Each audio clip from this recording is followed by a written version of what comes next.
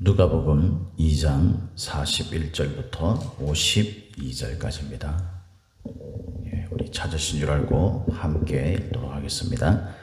그의 부모가 해마다 6월절이 되면 예루살렘으로 가더니 예수께서 12살 되었을 때에 그들이 이 절기의 관례를 따라 올라갔다가 그날들을 마치고 돌아갈 때에 아이 예수는 예루살렘에 머무셨더라. 그 부모는 이를 알지 못하고 동행 중에 있는 줄로 생각하고 하룻길을 간 후 친족과 아는 자 중에서 찾되 만나지 못하매 찾으면서 예루살렘에 돌아갔더니 사흘 후에 성전에서 만난즉 그가 선생들 중에 앉으사 그들에게 듣기도 하시며 묻기도 하시니 듣는 자가 다 그 지혜와 대답을 놀랍게 여기더라.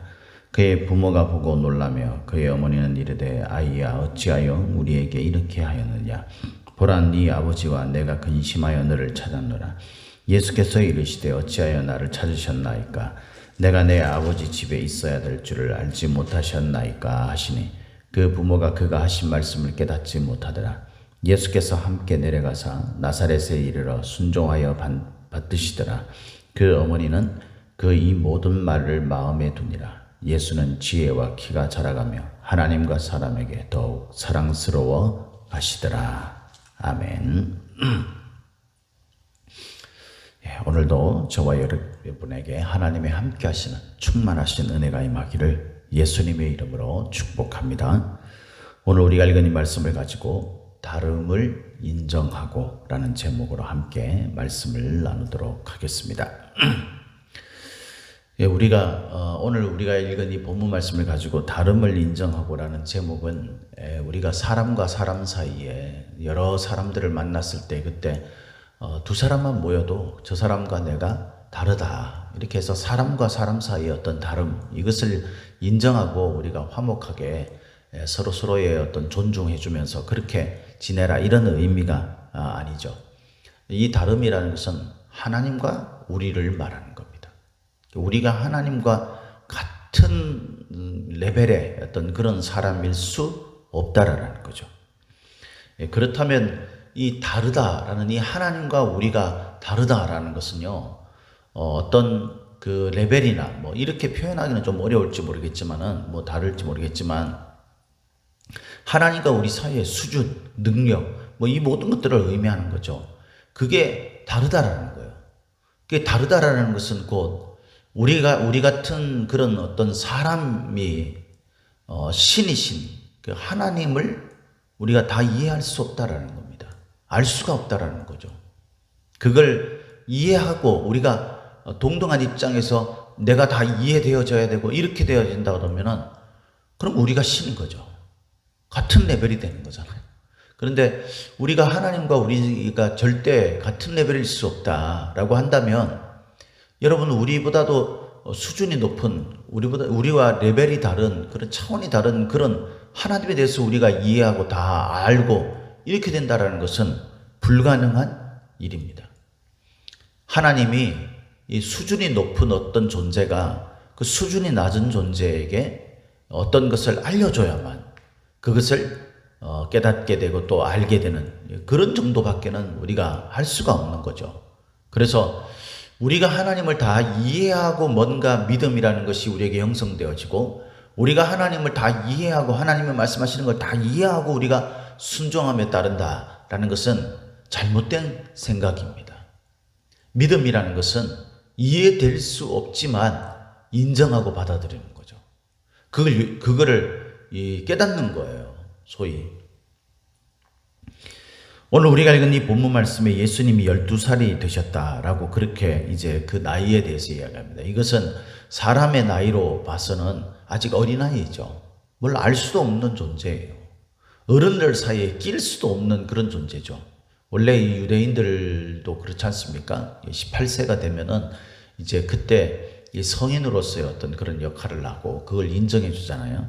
근데 겨우 12살이에요. 그러니까 이 아이의 그런 과정을 지금 벗어나지 못한 상태. 그러니까 어른들의 레벨에 들을 수 없는 그런 존재인 상태였어요.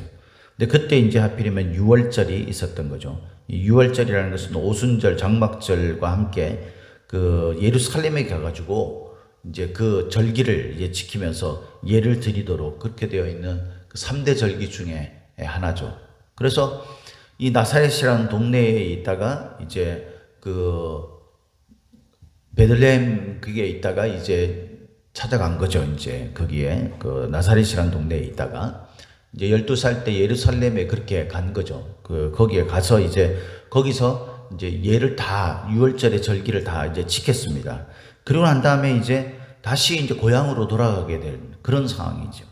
근데 오늘 본문에 보면 참 재밌는 게 있어요. 그게 뭐냐면 43절에 그 날들을 마치고 돌아갈 때에 아이 예수는 예루살렘에 머무셨더라. 그 부모는 이를 알지 못하고. 그러니까 오늘 본문 말씀을 잘 읽어보면 예수님과 그 부모가 다름을 이렇게 의도적으로 지속적으로 이렇게 말하고 있는 걸 봐요. 그러니까 43절에도 돌아갈 때에 머무셨더라 라는 것이라든가, 그 다음에 사람의 생각으로는 어떤 그 아이와 또 그 율법자들, 그 선생들이죠. 46절에 보면 이 선생들, 이 둘의 관계가 이 분명히 이게 뭐 아이가 있어야 할 자리가 있고 선생님이 있어야 할 자리가 있잖아요. 근데 그 생각을 뒤집고 46절에 보면 선생님들 사이에 앉으셨어요. 근데 이 원문의 그 뜻을 보면은 그 중앙에 앉았다라는 겁니다. 그 중간에 한가운데 앉았다, 그런 의미예요. 그래가지고 이것을 듣는, 이것을 보는 그 부모가 놀랐다 그랬어요. 48절에 보니까, 그죠? 그러면서 너를 계속 찾았다. 이 예수님을 보는 그 부모의 그 마음, 이 부모님과 아이잖아요. 그러니까 이건 사람으로서의 어떤 레벨 차이가 있는 거예요. 그런데 오히려 그 부모님이 그 아이를 보고 그 아이의 모습을 보고 놀라게 되는 겁니다. 그리고 49절에는 예수님께서 말씀하시죠. 부모님들이 원하는 예수님이 있어야 할 자리와, 그리고 예수님께서 말씀하시는 예수님이 계셔야 할 자리, 이것이 서로 다르다라는 것을 말씀하고 계시죠. 그러니까 이렇게 서로 다른 부분들에 대해서, 그래서 뒤에 보면은 이제 50절에 부모가 예수님의 그 말씀하시는 것이나 이 하는 모든 것들에 대해서 깨닫지 못하게 되는 것, 뭐 이런 것들이 이 서로 다른 것을 계속 이렇게 지속적으로 말해주고 있는 거죠. 예수님은 분명히 사람들이 계셔야 될 곳에 있을 수 없으신 분입니다. 왜냐하면 그분은 하나님이시기 때문에. 그런데 사람들은 지금 육신으로 오신 그 예수님에 대해서 보고 있는 거죠. 그래서 단편적으로 그거밖에는 이해하지 못하는 거예요. 우리가 예수님을 믿을 때에 우리는 그 어린아이의 모습에서 성장해가는 그 예수님, 그 어른으로 성장해 나가고 마침내 그 선지자로 또 메시아로 또 왕으로서 그렇게 역할을 감당하시는 그 예수님의 모습에 대해서 그 유대인들은 당시에 아마 이해할 수 없었을 거예요. 왜냐하면 자기들이랑 똑같이 어린아이의 시절을 겪고 자라가고 그렇게 이런 과정들을 보면서 무슨 이 사람이 뭐 하나님의 아들이라고 그렇게 하나님이라고 스스로 말하고 있는 건지 이 부분에 대해서 신성모독이라고 느낄 정도로 이해할 수 없었던 거죠. 이해가 안 되는 거예요. 반면에 오늘날 저와 여러분들은 어떻습니까? 저와 여러분들은요, 예수님께서 지금 하늘 보좌에 계시다라고 이 말씀을 통해서, 이 말씀이 조성되어진, 그러니까 이 말씀이 지금 성경으로 이렇게 채택되어지고 우리에게 지금 활자로 이렇게 보여지게 된 그 경위를 우리가 보면 이거 정말 기적이 아니고서는 우리가 눈앞에 이렇게 보여지는 성경으로 탄생될 수 없음에도 불구하고 우리는 인간적인 생각으로 이 성경을 바라보고 있는 겁니다. 그래서 이 성경에서 말하는 하나님에 관해서, 예수님에 관해서 우리가 듣고 이것이 역사적 사실이라는 것을 알면서도 그 예수님이 지금 우리 눈앞에 보이지 않는 거죠, 사실.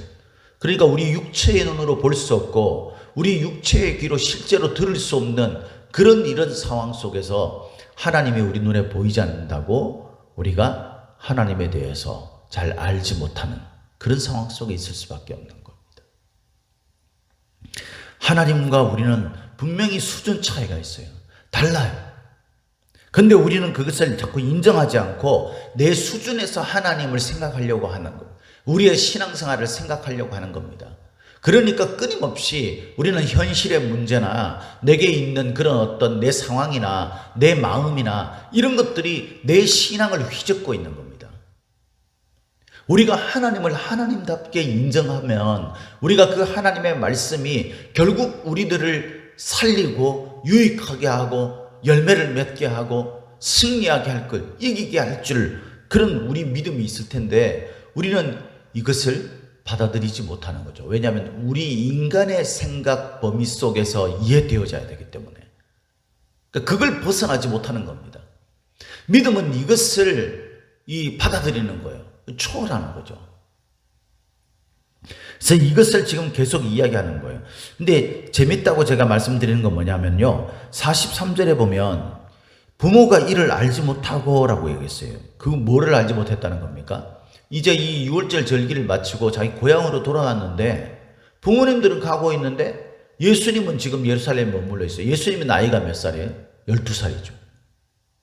여러분, 어느 부모가 물론 지금처럼 이제 막 정신없이 막 분주하고 바쁜 그런 상황 속에서 어떤 사람 우스갯소리로 그 고속도로 휴게소에서 자기 가족 심지어는 아내를 남겨두고 그렇게 집에 돌아왔다가 깜짝 놀라서 다시 찾으러 갔다 이런 이야기 우스갯소리로 들리기는 합니다만은 여러분 부모가 마음속에 생각하는 건 아이잖아요.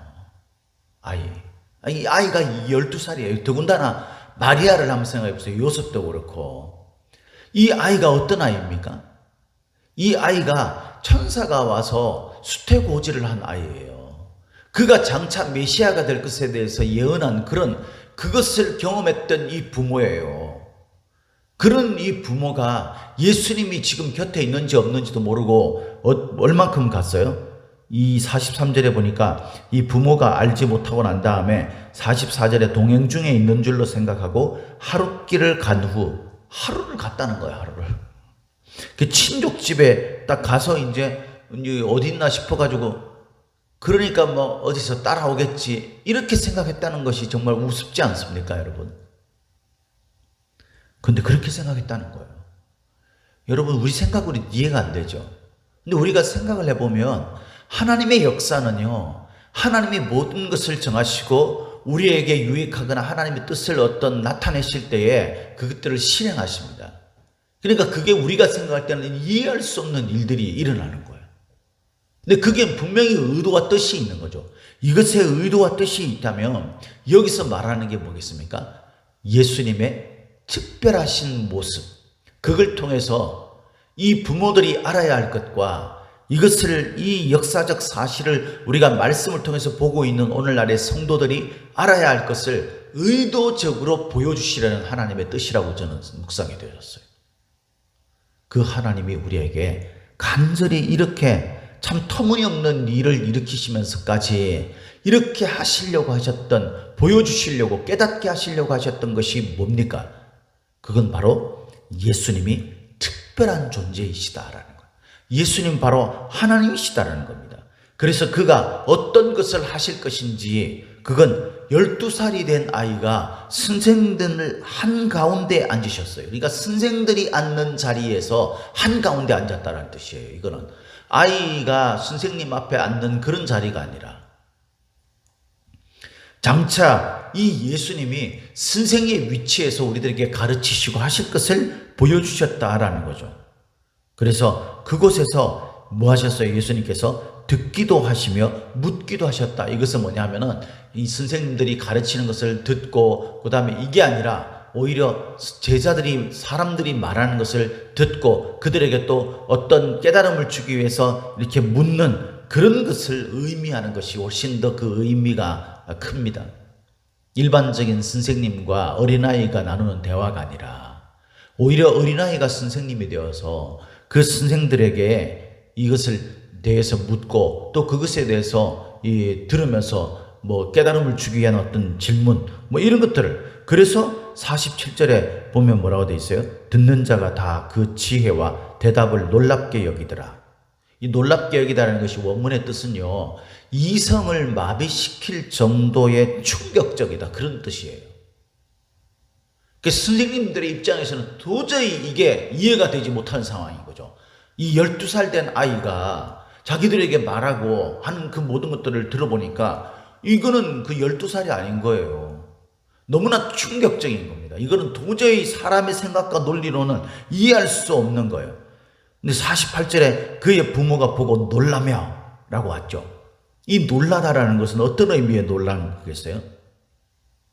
이 아이가 선생님들하고 이야기하고 있으니까 뭐 이게 도대체 무슨 일이지? 그냥 단순히 이런 정도의 놀람이에요. 선생님들과 이야기하고 있는 자기 아이를 보고 그 예수를 보고 깜짝 놀라가지고 어머니가 이렇게 합니다. 얘야, 어찌해서 왜 우리와 이렇게 같이 가야지 너 여기서 이러고 있느냐? 내가 아빠와 함께 너 얼마나 근심하고 그랬는 줄 아느냐? 이렇게 이야기하니까 전혀 얼토당토하는 예수님의 답변이 이렇게 이야기합니다. 예수께서 이르시되 어찌하여 나를 찾으셨나이까? 내가 내 아버지 집에 있어야 될 줄을 알지 못하셨나이까 하시니. 여기서 집이라는 그 말은 단순히 어떤 건물이라든가 뭐 성전을 아버지 집이다 이런 의미가 아닙니다. 이것은 하나님의 공동체를 말합니다. 그 속에 있는 사람들을 오히려 말하죠. 가족 이런 의미예요. 그러니까 이스라엘의 민족들 그 가족들 가운데 내가 있는 것이 마땅한 것이 아니냐. 나는 아버지의 아들로서 이들의 어떤 가족과 같은 그런 모습으로 내가 여기 있어야 될 줄 알지 못하느냐라고 이야기하는 이 말이 이 말투나 이런 것들을 보면 여러분 이건 너무 터무니없지 않아요? 우리 생각에는 애가 엄마한테 아빠한테 어찌하여 이러면서 막 알지 못하느냐 뭐 이렇게 말하거든요. 그게 이해가 될 수 없는 상황 아니겠습니까 여러분? 그 부모가 근데 그가 하신 말씀을 그래서 깨닫지 못하는 거예요. 여러분 저는 신앙생활이요 우리가 다 깨달아지는 속에서 뭔가를 한다 그러면은 우리가 할 수 있는 것은 아마 거의 없을 거예요. 우리가 뭘 하겠습니까? 뭐 하나님이 하시고자 하는 그 일들에 대해서 우리가 뭐 다 깨달을 수 있어요? 그럼 우리는 아무것도 안 하고 있어야 되는 거예요. 신앙이 우리에게 아무것도 하지 않는 가운데서 어떤 역사가 이루어지겠습니까? 하나님은 저와 여러분들을 통해서 하나님의 뜻을 이루시고 하나님의 뜻을 나타내십니다. 믿습니까? 그러면 우리가 하나님에 대해서 다 이해되어져야지 그것을 움직인다고 생각한다면 여러분 우리가 할 수 있는 게 뭐가 있겠어요? 우리는 절대 죽었다 깨어나도 하나님을 이해할 수 없어요. 하나님은 우리와 수준이 다르다니까요. 결국은 여러분 우리가 믿음이라는 것은 하나님의 실존에 대해서 내가 인정하는 것이고 그 실존하시는 하나님이시라는 사실에 대해서 내가 인정하는 거예요. 그래서 하나님이 말씀하시는 이 말씀이 어떤 의미를 가지느냐 그것을 우리가 좀 이해할 수 있다면 어떤 의미냐 이것을 우리가 이해할 수 있다면 우리가 이해할 수 있는 범위 속에서 순종하며 따르는 거예요. 그래서 예수님은요 거기서 멈추지 아니하고 무엇을 우리에게 가르치셨냐면 이렇게 되어 있어요. 마지막 결론이 51절에 예수께서 함께 내려가서 나사렛에 이르러 순종하여 받드시더라. 예수님이 누구세요? 좀 전만 해도 당신이 하나님 되심을 보여줬잖아요. 그래서 사람들이 이해할 수 없는 그런 신적 존재, 신적 능력에 대해서 보여주셨어요. 자신의 위치가 어디고 자신이 해야 할 일들이 무엇이며 자신이 생각하는 그 범위가 어떤지를 사람들에게 그 부모님들에게 보여줬어요. 하나님은 이것을 보여주기 위해서 의도적으로 부모님들이 자녀를 깜빡하고 그렇게 하는 이 어처구니없는 일이 일어나게 하신 거죠. 근데 그 예수님이 하나님이심을 보여주고 난 다음에 사람들은 그걸 깨닫지 못합니다. 그 예수님께서 그걸 깨닫지 못하냐 이러면서 그렇게 했습니까? 이제는 자신을 드러내셨으니까 막 하나님으로서의 어떤 그런 일들을 막 행하시고 그러셨어요? 아니에요. 때가 될 때까지 레벨이 낮은 수준이 다른 그 사람에게 순종하며 사셨어요. 순종하는 정도가 아니라 받드셨어요. 이것이 믿음입니다. 이것이 예수님은 이 믿음을 우리에게 보여준 거예요. 사랑하는 성도 여러분, 하나님과 저와 여러분들은 다릅니다. 그렇다면 여러분, 우리가 어떻게 해야 이 믿음을 이 하나님과 우리의 다름으로 그렇게 적용해서 삶 가운데 나아갈 수 있을까요? 우리가 너무나 잘 아는 이사야서 55장 8절 말씀 있지 않습니까? 이는 내 생각이 너희의 생각과 다르며 내 길은 너희의 길과 다름이니라. 여호와의 말씀이니라 그랬어요. 하나님의 생각과 하나님의 길이 우리와 다름을 알고 우리가 순종하며 따라가는 것이 믿음입니다. 순종하며 따라가는 것. 이 순종은 내가 이해돼서 순종하는 게 아니에요. 그건 설득당해서 내가 그렇게 가야 되는구나 이렇게 되는 거죠. 그게 아니라 이해할 수 없지만 깨닫지 못하지만 내가 그것을 실존에 대해서 인정하고 그 하나님의 능력에 대해서 인정한다면 우리가 하나님이 말씀하시는 뜻을 따라 사는 것, 그 길을 가는 것, 그게 바로 믿음입니다. 하나님과 다름을 인정하고 저와 여러분들이 이 믿음의 길을 갈 수 있는 저와 여러분들이 되시기를 예수님의 이름으로 축복합니다. 축복합니다.